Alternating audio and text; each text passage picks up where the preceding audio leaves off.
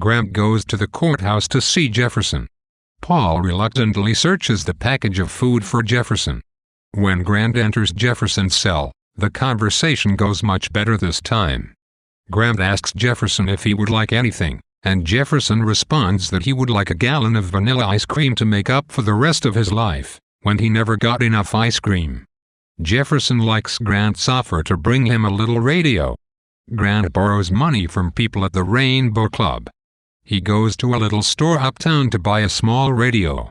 The white sales clerk wants to give Grant the floor model instead of a brand new radio, but Grant stands his ground and the clerk caves in.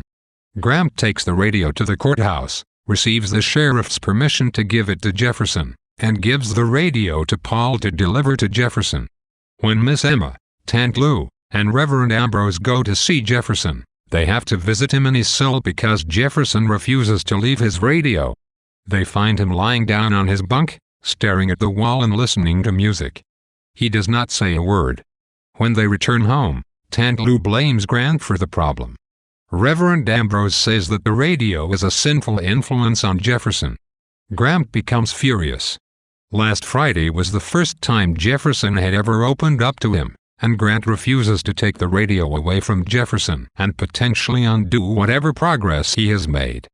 Grant goes back to see Jefferson. He brings a big bag of nuts that his students gathered for Jefferson.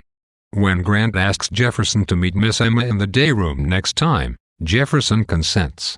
Grant offers to bring Jefferson a little notebook so that he can write down any thoughts that come to his mind, and Jefferson agrees to the plan. As Grant leaves, Jefferson asks him with some hesitation to thank the children for the nuts. Grant is overjoyed, and he feels as if he has found religion.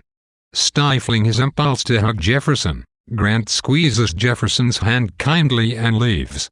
Grant joins Miss Emma on her next visit to Jefferson, bringing along a notebook and pencil. In the day room, Jefferson refuses to eat at first. Grant asks Jefferson to walk with him around the room. As they walk, Grant tells Jefferson that a hero does something other men do not do or cannot do. Grant says that he, Grant, is not a hero, but that Jefferson can be a hero. Grant tells Jefferson about the white myth that black people are not human. Grant says he cannot stand up to defy whites, and that the Reverend will not stand up to defy them, but Jefferson can do it. Grant tells Jefferson that he needs him more than Jefferson needs Grant. As Grant speaks, Jefferson cries quietly at his side, and Grant begins to cry too. Grant's experience in the department store shows how a racist society is racist even in its smallest interactions. Black citizens must depend on the caprices of whites, and if whites, such as the saleswoman who waits on Grant, do not feel like being fair, black people have no recourse. Although black people are no longer physically enslaved, in many ways, they are spiritually enslaved. Grant's refusal to bow down to the saleswoman's shoddy treatment represents a victory for him. He insists that she give him a new radio, and in the end she agrees.